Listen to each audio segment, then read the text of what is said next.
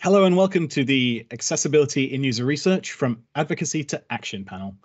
Today we'll be talking about the challenges we've encountered and best practices that we've discovered when it comes to planning, running and advocating for accessibility research.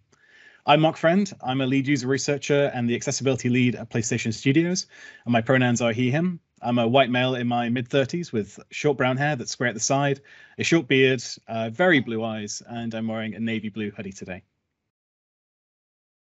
Hi, I'm Nika. I'm the user research manager at Team 17, and I also look after accessibility. My pronouns are she, they. I am a white female with dyed silver hair, really extravagant eye makeup.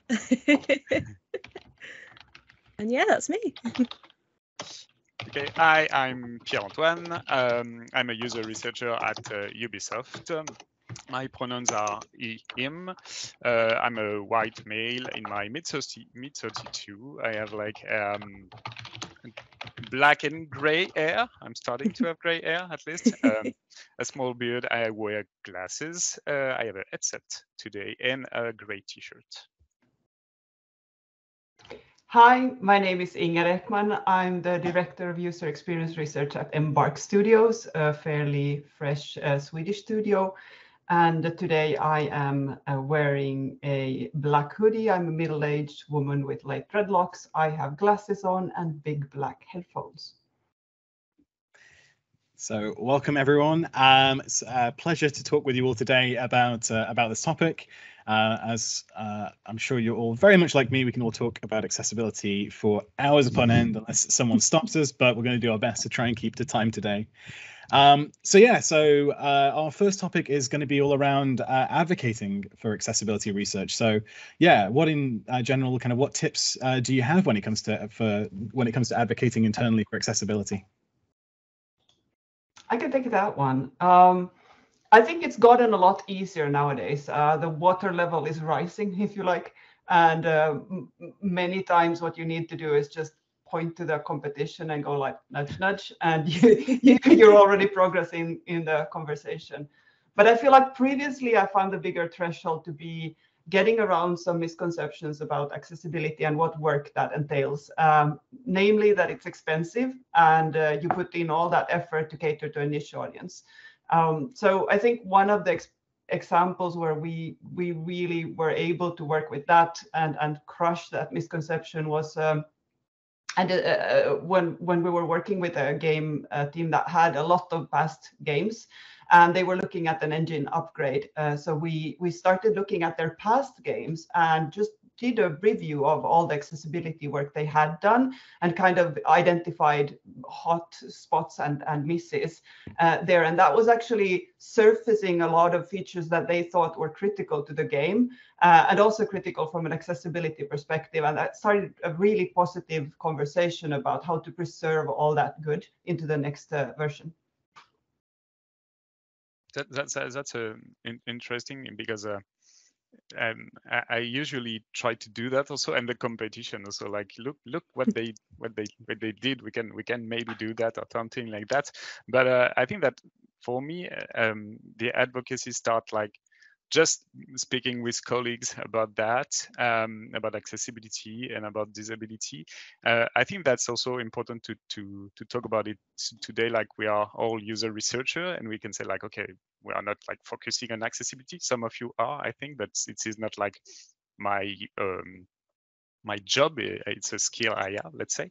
But I know that I think for me, it's important that we are, as user researcher, as we go and see directly players, it's important to have this mindset of accessibility and discuss it with our colleague directly. But I found it also easier for maybe sometimes.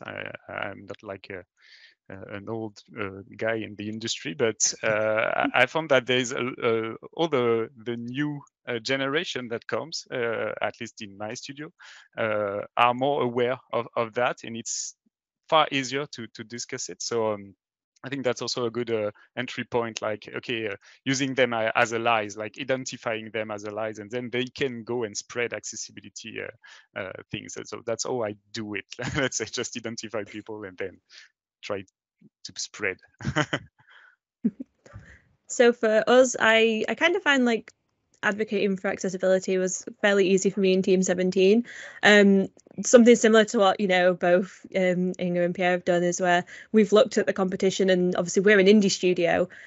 So my plan of attack was there is absolutely no reason why we can't be up there with the AAAs for accessibility. Like, why not? You know, yeah, we're an indie studio, but why not have those, like, you know, AAA dreams of like, you know, we can do this just as good. So we had to start somewhere. So yeah, I've been banging on in Team 17 about accessibility pretty much since I joined. Yeah, it's something that I really firmly believe in. So we've managed to sort of create quite a nice culture in Team 17 already. So we've gone from having sort of like ideas about accessibility, and we had something similar to what Inga mentioned, like, you know, the whole sort of, oh, it's going to cost a lot of money. The way we've sort of approached it is it doesn't have to be all or nothing. Like, any accessibility is, you know, useful. It's better than none. So it's just pushing for, okay, well, what can we do just to add a little bit, even if it's not like fully accessible? And do you know what? I can't wait for the day to see a game where it's fully accessible by everyone. But I'm pretty sure that's not going to come in my lifetime. But fingers crossed. But, you know, we can just make, you know, little changes that will mean so much to at least one person, and that's what it's about. So that's sort of like how we're approaching it. And it's the point now where we're actually setting up like a cross-departmental team that looks at accessibility from obviously all our different areas. So we will have, you know, members of user research in there, we've got QA in there, we've got design, we've got UX UI in there. And so, like, you know, we're all trying to come together as like almost like a task force to start to push for accessibility from every sort of department. So it's not just one department just sort of banging the drum. We're now sort of getting it out there into all the other ones as well, because I think it's just so important to get as many people on board as possible. So that's our plan of attack. Yeah, it's funny you the kind of the topic of kind of talking about what other folks in the industry are doing when it comes to accessibility. It seems to be a very prominent theme with kind of helping to kind of advocate it for your own kind of studio. And it's certainly something that I've done as well at PlayStation Studios. I've put together way back when I started, like 8 years ago, put together an intro to accessibility presentation to kind of start onboarding people and be like, this is like why it's important, why you should care, and here's like a bunch of like topics like color, contrast, text size, subtitles, controls, and just examples from like across the industry to show that it's, because one of the biggest hurdles that I faced in the early days was kind of this feeling that, oh, we can't really do that. It's not something that we can do. Or maybe it was a case of like, oh, that's just something that an independent developer can do because they, you know, they're not a AAA studio. They can kind of pivot and do these kind of things.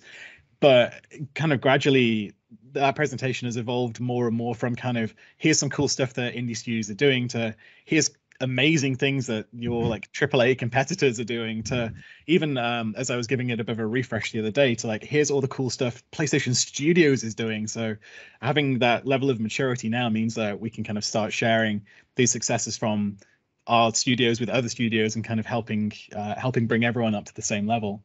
And yeah, to your point there as well, it's like it's that kind of task force element of it's great to not be alone in this, because I know obviously there was more than just me doing it in the early days, but at the time my kind of sphere of influence was super tiny, so it kind of felt like it was just me. But now we're at a point where we've got so many advocates and even people in full-time roles at studios doing this, and it's such a amazing feeling to not have to try to be a person who's in every single place all at once, because it's just physically impossible and so tiring. So having people at all the different studios kind of taking care of things is such a great thing, but that's not something that happens overnight. It takes a lot of like passionate people to want to get involved in that. I know that that's also related to that, because you talk about that accessibility 101 presentation. That's something that I did for some of my colleagues, at least for the closest one I'm working with in user research. But that's also something that I try to do when I can to students that are in school actually learning, making games, or want to work in the game industry. And that's something that kind of works, because I saw like some of my old students are now in the studio or in other studio, and I know that they continue to share the accessibility knowledge and stuff like that. So yeah, it's mostly people from UX for now, but I think that we can go broad and go to discuss with devs and stuff like that. But yeah, that's also something that I think we can do when we are invited to, because it's not always the case. Going to school, to studio in France, we have like some video game school that are that have some accessibility content in them, and I think that's also important to take part in that.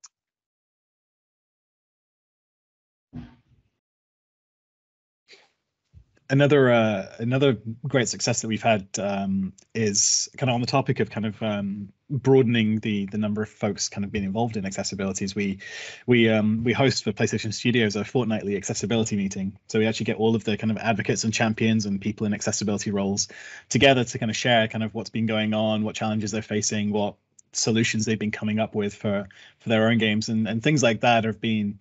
It's certainly the highlight of my week when that meeting rolls around, and we've been doing it for almost a year now. It initially started as just a monthly meeting, but we had so many topics we wanted to cover, we actually moved it to every 2 weeks.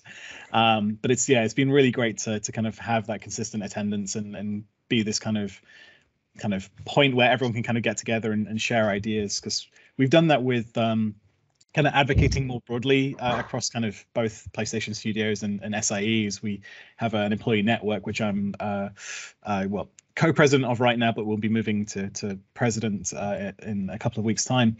And that's kind of advocating accessibility for our employees, which is a whole different topic we could cover as well. But yeah, it's great to kind of have those meetings and get-togethers to kind of bring everyone involved. And yeah, I find kind of being in a position where we can share ideas easily is actually really instrumental in pushing accessibility.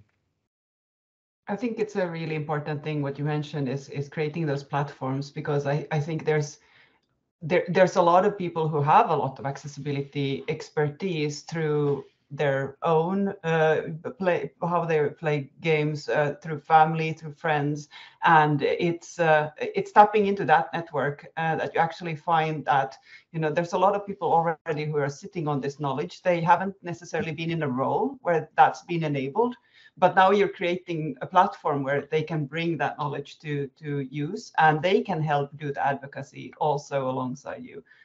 It's so powerful.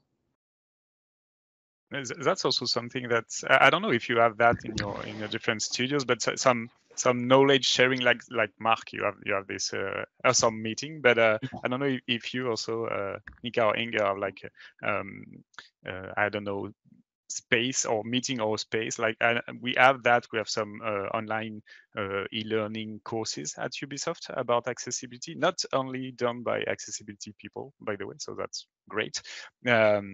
I don't know if you have this kind of stuff too, but I think that helps a lot. I share that always, like, okay, I think that your font is not that good. You can read that, and it might help. Yeah, so we're go ahead. Just going to say, even if you don't have that knowledge available as a kind of internal resource, there is so much available online. So even just curating a link list is going to help you a long way. Yes, true. Yeah, so we look at, like, obviously there's some amazing like guidelines out there already, obviously because we're much smaller, so we do try and create our own as well that are tailored to sort of like the indie developer style and the indie budget as well. So we're like, okay, what is the most accessible we can be for what we've got to work with, which I think is obviously, because at the end of the day we make games, so there has to be a balance. And as much as I would absolutely love to make the game fully accessible every time, I think my producers would probably, like, their eyes would start watering the amount of time that it'd have to spend in development.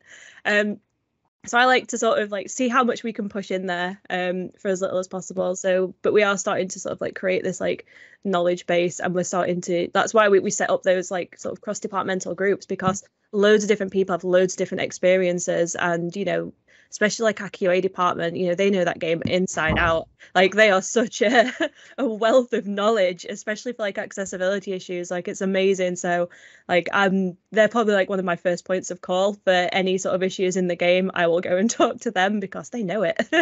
So Yeah, there's such a fantastic resource, because I've made the point a few times. It's that for user researchers, we kind of tend to see a sliver of a game at a time.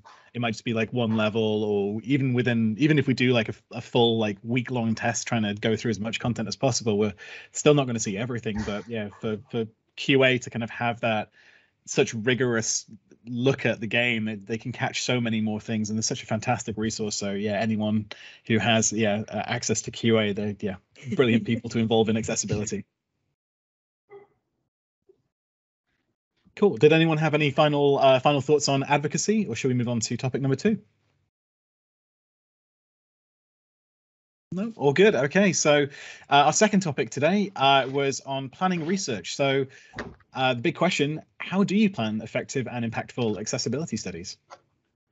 So I will take this one. This is probably one of my favorite things that I have sort of managed to achieve while being at Team 17. I've not been there that long. It's coming up to 2 years, I think. But we've made some sort of like massive improvements in that short space of time. So the first thing that I did was I overhauled our standard user research process, and I embedded accessibility testing within that, because I don't necessarily believe the two should be separate. They're both, the same, two sides of the same coin. If it's not accessible, it's not usable, is how I got it across to people. Like, if it's not accessible to them, then they can't use it. So we need to start really thinking about it. So every single usability test we do in Team 17 includes players that have either declared a random access need or have declared a disability, and we essentially pick them at random. So it could be any combination that we get.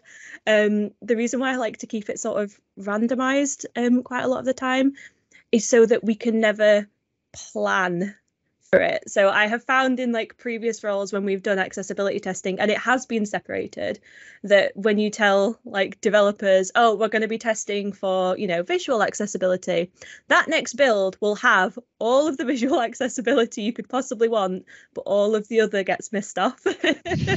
So it's almost like I like to keep developers on their toes a little bit, and I like to keep us on our toes as well, because there might be things that we've missed.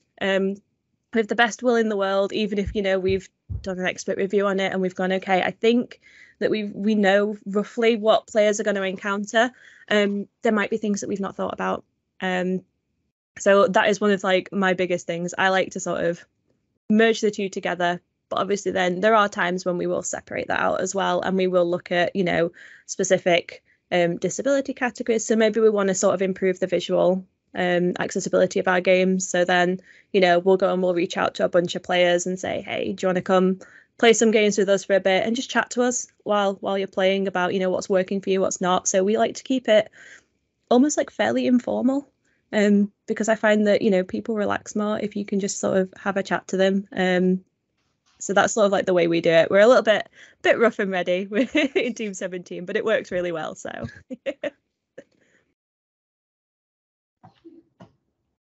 I can continue on this one. At Ubisoft, we are mostly doing accessibility tests, and we don't run a lot of them. I hope that they will have a lot more, and we are prepared to do that, and we want to do that. But yeah, for now we are really running accessibility tests and involving players with disabilities, more in the theme that focusing on access needs or barriers. We don't have any medical information or stuff like that. We don't go into I want that disability or that disability. We're more we need that to test that feature, and that I don't know, something like subtitles, kind of subtitles. We just look for people that may have problems to read text and stuff like that, and we just recruit like that. And so we don't know exactly why they can't read or they have difficulties reading, and we test like that. So it's more focused on the accessibility features we provide in the games. But I'm also trying, when I'm doing tests regular usability test, we don't have information about as I said, accessibility needs or really small information, we can do anything with that. But when I find something that is related to accessibility, like I don't know, one player told me that they can't read something because I don't know, the font is not good or it's italic or stuff like that. I always put that in an accessibility panel in my report. Like this was not the topic, but this is an accessibility issue. For this player, I don't know, but it can be one, and though resources and stuff like that, so they can do that. So yeah, the goal is to have people with disability in the regular test. That just like for now, we don't really have a list, and we are doing, we might discuss that a bit later, I think, but we are doing mostly remote tests. So yes, we don't even see our players now. That's a bit sad, but it's the new life now. So yeah, but that's all I'm trying to do. So either usability test or trying to include when I found something that is related to accessibility in my report. Yeah, I like that approach a lot. I've previously been in a setting where I had a big enough team size that we were able to do targeted accessibility testing. Even there, you can focus on something, but you're never going to be representative of everyone. So you're always choosing, and I found that the best way to keep you kind of catch you off guard, exactly as Nika said, is to just make sure you have a very accessible playtesting program in general. I find that remote testing is really good.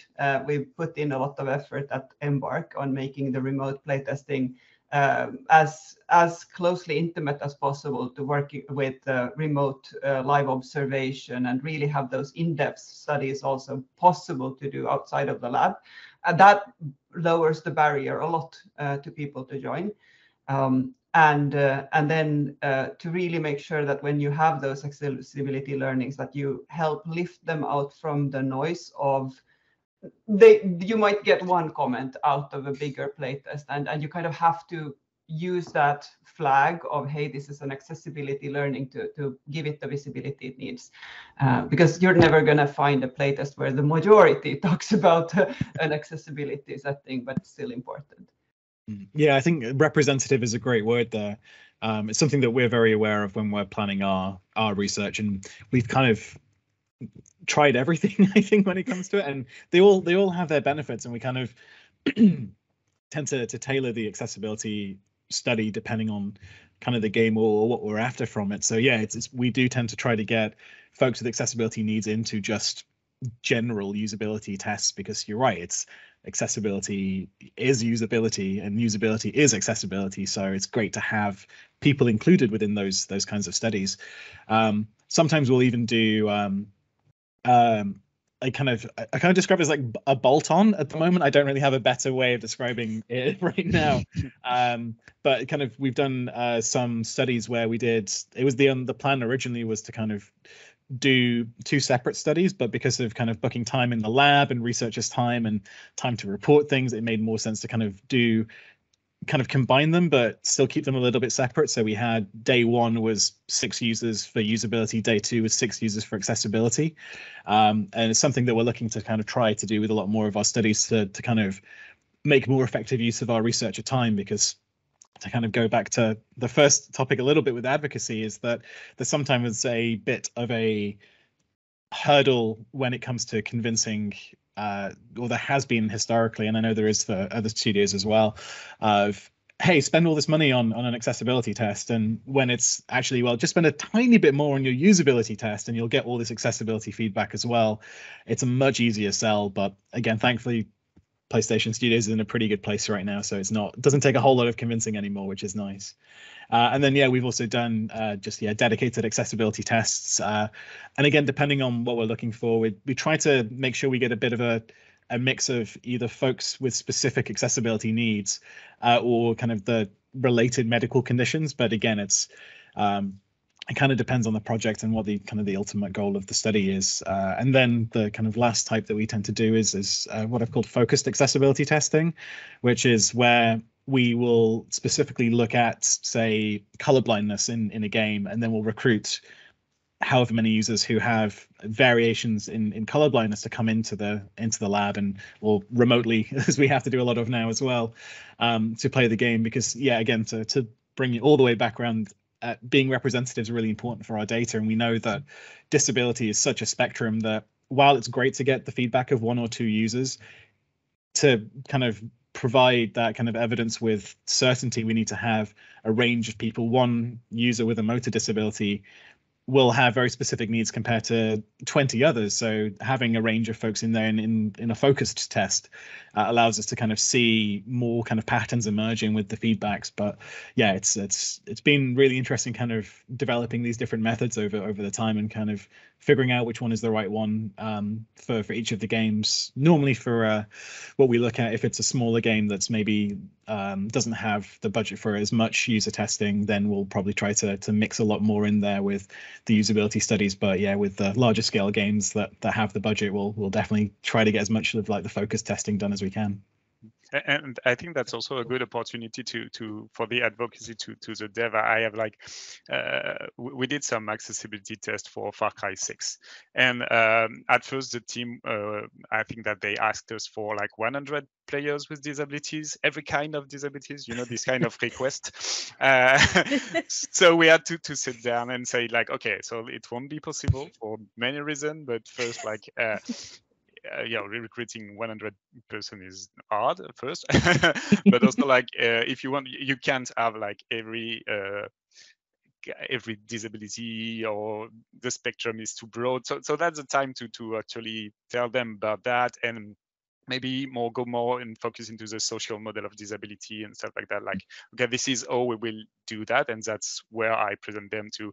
I will look at people that maybe can't use or can only use a gamepad with one hand. We don't care why, but we want players who can just play with one hand, and we'll see what happens. And yeah, so it's also important, I think, that at that time, when you are preparing for the test, to take that time with people that are requesting tests to say, okay, so. And that's also the good opportunity, and I think that's why it's related to that advocacy part, like to say, okay, that worked well, so maybe we can focus on that, either on that, because we know that works well. We can do like expert review, or because we also have a lot of other resources, and there is now a lot of people testing, evaluating accessibility. I think of Can I Play That, for example. So that's also valuable information. So like for Far Cry, previous Far Cry at test, and we know that subtitles are good, so maybe we can focus on something else because of budget and stuff like that. So yeah, that works well. Discussing with dev, they actually, for me, they understood pretty well why we won't be recruiting 100 people. But yeah, it was also a cool place, a cool way of continuing doing advocacy. And no, I'm sure they won't ask 100% anymore, so it's a win. Yeah, I want to chime in with one more note, which is sometimes you also, I mean, you want to test as early as possible, but I feel like there's, in the very early prototyping phases, there's a lot of boundaries that aren't intended in the final product. So there's a lot of settings that you would like to try to push for very early to get them into the game. And it could be like basic, just template colorblind solutions. It could be control remapping, huge thing. If you can add good control remapping in the beginning, then you're already opening up for a lot of testing that you can continue making better, but at least you're not blocked from testing. Font sizes, and then good debug tools to get people past blockers. And if you can kind of set the basic expectation list as early as possible in development, then you can start those testings pretty early. Otherwise, you have to start screening to make sure that you're not inviting people who will then boot up the game and suddenly realize that they can't play, because that's a really nasty experience. Yeah. We do something where when we do invite players, we have so on the invite that they get, they will receive a list of like the accessibility things that we know are already in the game. So it'll be like, hey, yeah, you can resize the UI, you can resize the text, controller remapping is in here already. But then we will also put in like, but these features that we know are an accessibility issue aren't available yet. If this is going to like prevent you from, you know, taking part in this test, let us know. And obviously, because we don't want them to miss out, we'll say, hey, we'll find you a different game. We'll, you know, put you on a different test that you can take part in, because, you know, it's not, because sometimes like getting picked for a test is a bit like a lottery, and I would hate for these players to like miss out on the chance to do that. So, you know, but obviously I still need to get some good data. So I'd hate for them to turn up and then, like you said, then they can't play through no fault of their own. It's just that the game hasn't developed enough to allow them to play yet. So we just include that on our sort of invite emails. So we will give them a list of, hey, these are all the features like accessibility wise that are in here. We also include a lot of like social accessibility stuff as well. So it's like phobias. So I will include phobias on that because I think that's like a super important thing. So like obviously things like arachnophobia, like I will mention that on there. And if there's no arachnophobic like mode, I will put that on there because the last thing I want is to, you know, traumatize players.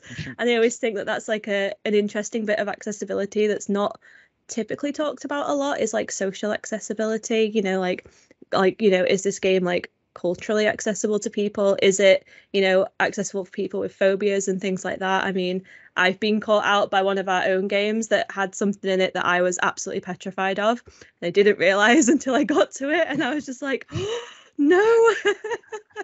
So I could not put a player through that. So like, yeah, we tend to just sort of like be pretty upfront with our players to tell them like, hey, this is what you can and can't do yet. If this is gonna like impact you, get in touch and we'll make sure we can get something that does work.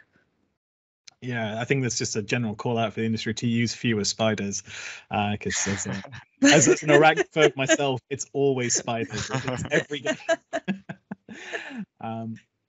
Actually, it's another good point there in terms of the kind of the list of what is and isn't kind of ready or accessible in the game. Is one thing that we found works really well is in the same way that we sit down with our teams and do kickoffs for usability, and maybe even talk really early on in the project about general milestones that the game is going to go through, so we know like when to structure our research around kind of alpha and beta and even earlier, is to kind of ask what their accessibility milestones are. Like, when are your subtitles going to be ready? When is control remapping going to be in the game? And that way we can make sure we can test it at the right time, because yeah, there's like you're saying, there's nothing worse than someone turning up and they can't play the game.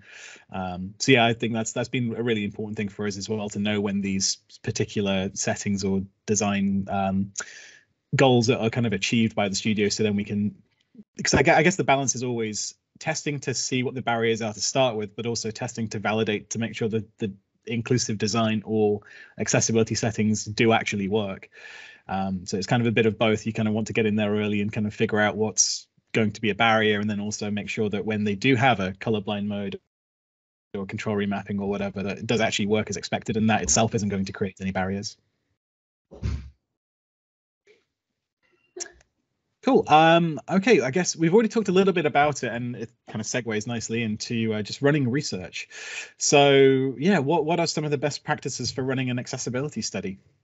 Yes, I can take this one because I try to write some documentation for my colleague, because again, and I think that that's interesting because everything is kind of related in our discussion. Yes, it's important also to let's say train our fellow user researcher to do that job. We are kind of expert here on accessibility, but I think that's the responsibility to anyone. So yeah, we try to do that at Ubisoft, to have like this sharing this knowledge and training others. That's something that I think is important. When we did our first accessibility test for Far Cry, we did some training for our moderators.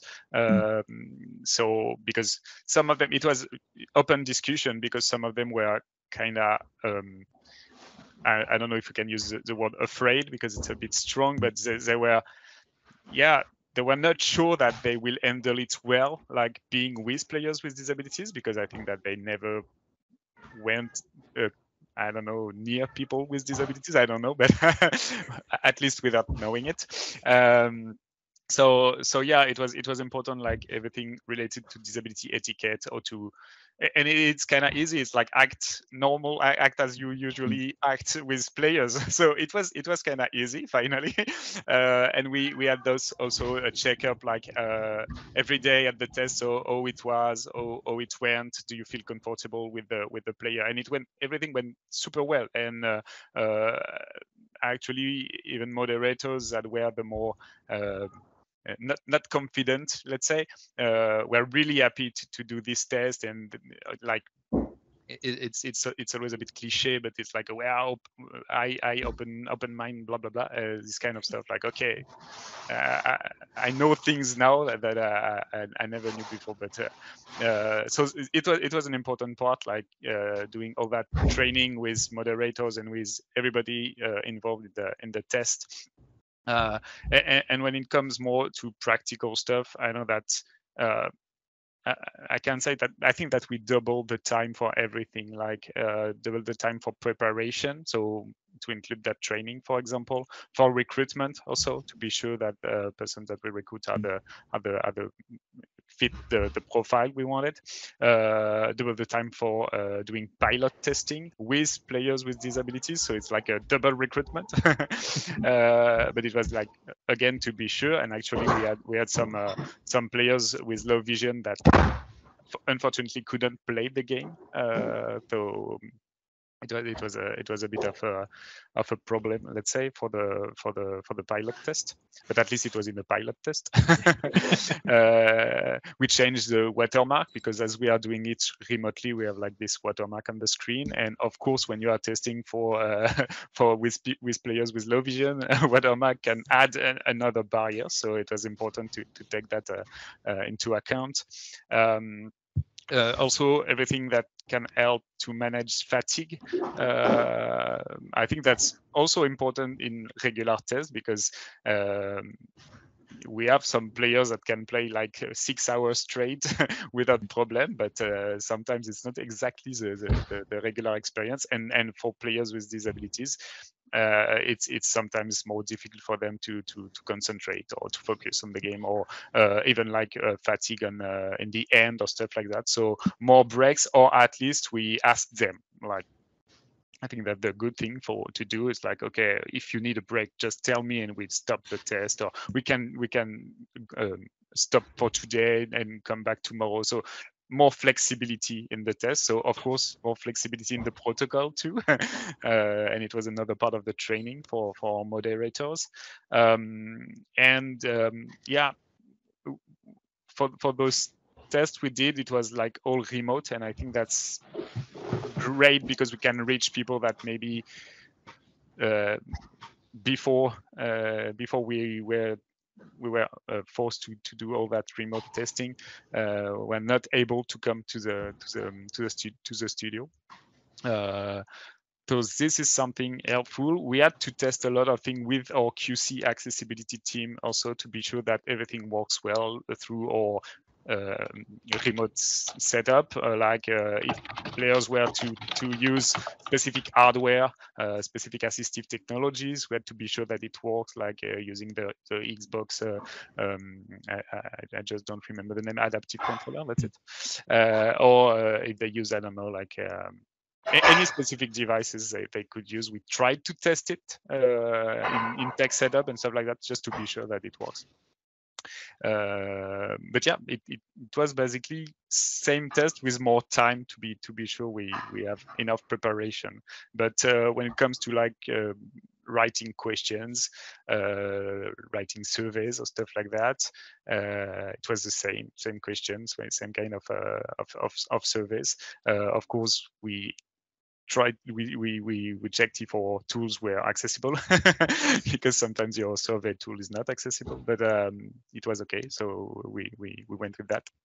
Yeah, when it comes to everything related to the methodology and all the data that we gathered, it was exactly the same as a regular usability test, let's say. Yeah, I think it's super interesting that obviously like remote testing has opened up like so much more availability for players that have got disabilities that maybe can't join an in-person test.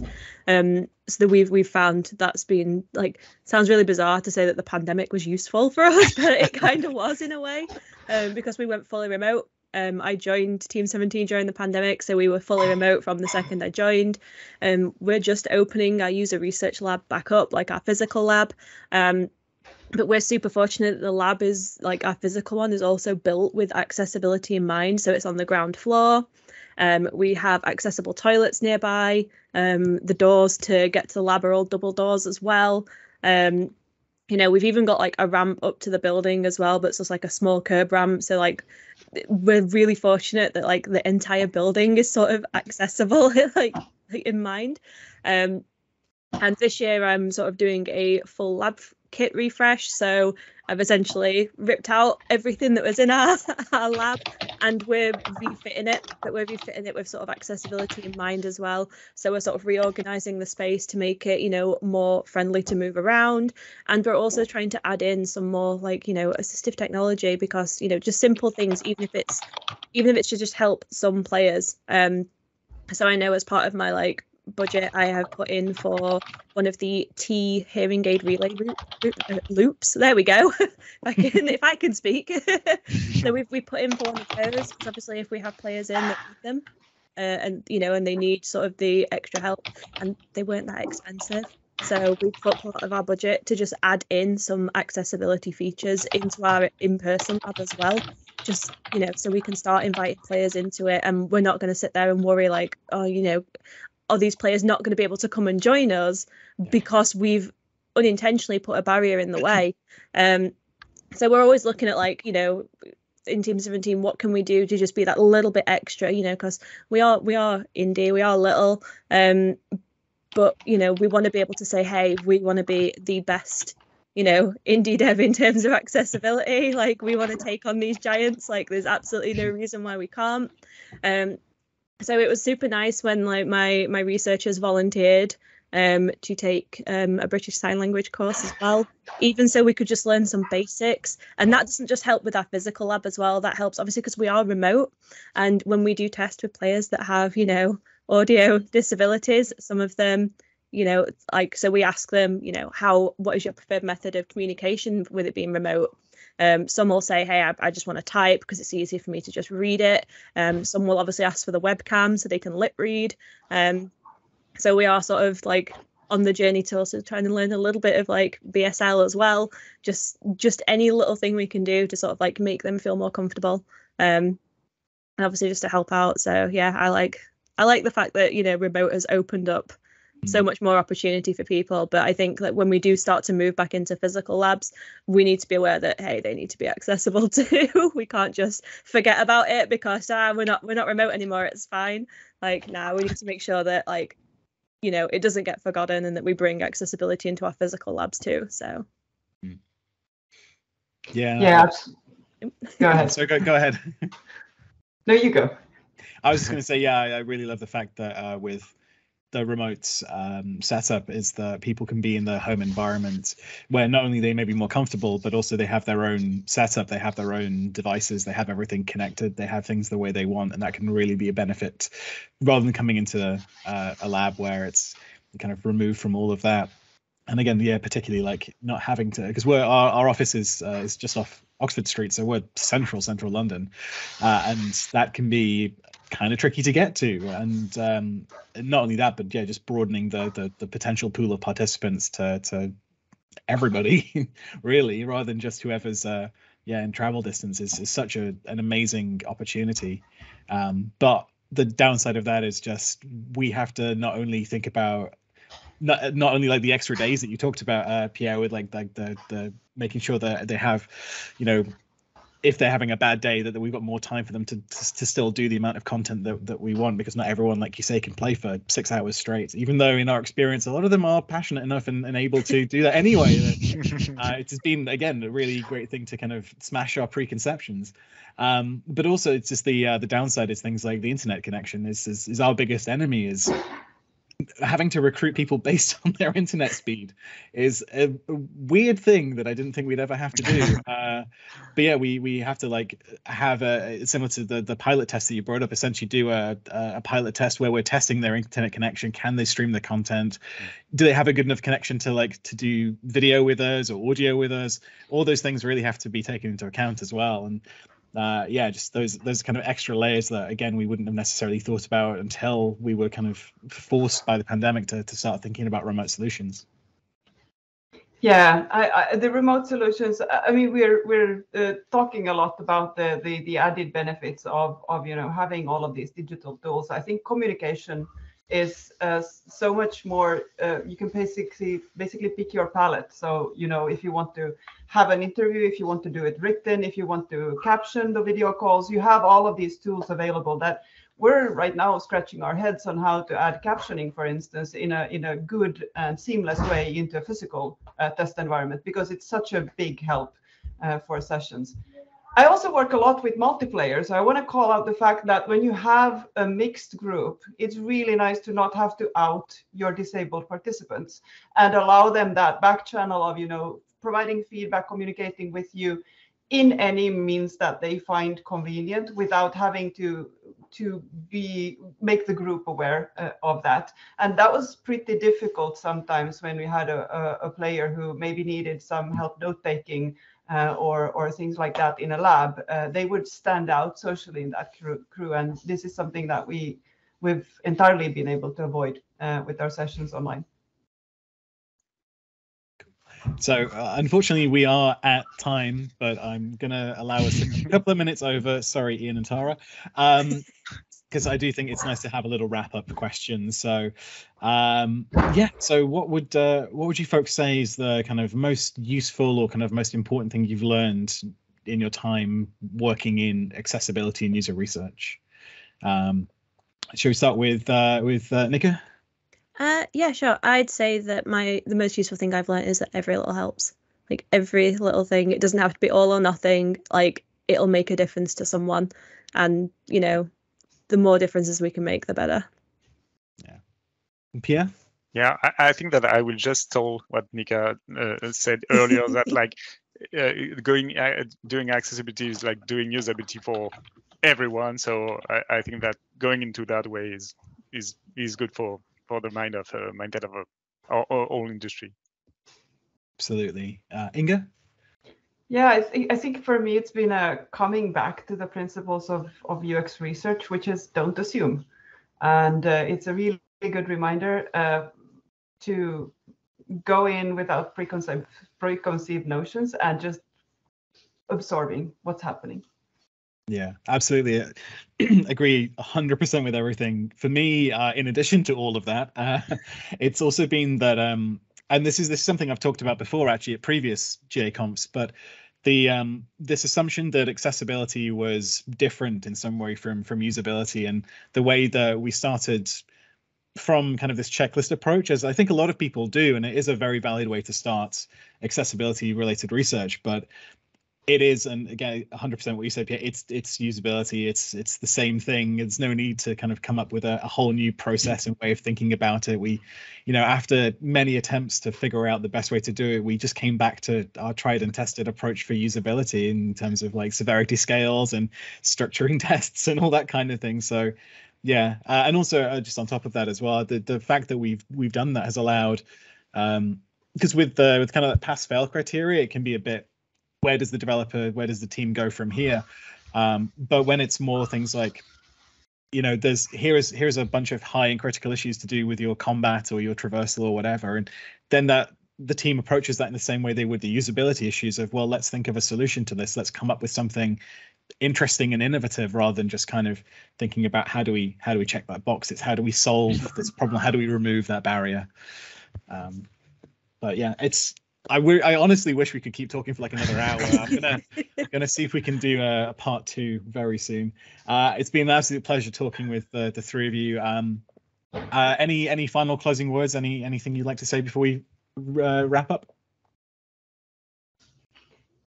Just start doing the testing. It's not rocket science. In Mika's words, I'm gonna steal those. Every little helps. Yeah, brilliant. I think that's the perfect way to end it. So thank you for taking part in all your words of wisdom, and yeah, thank you for watching our panel.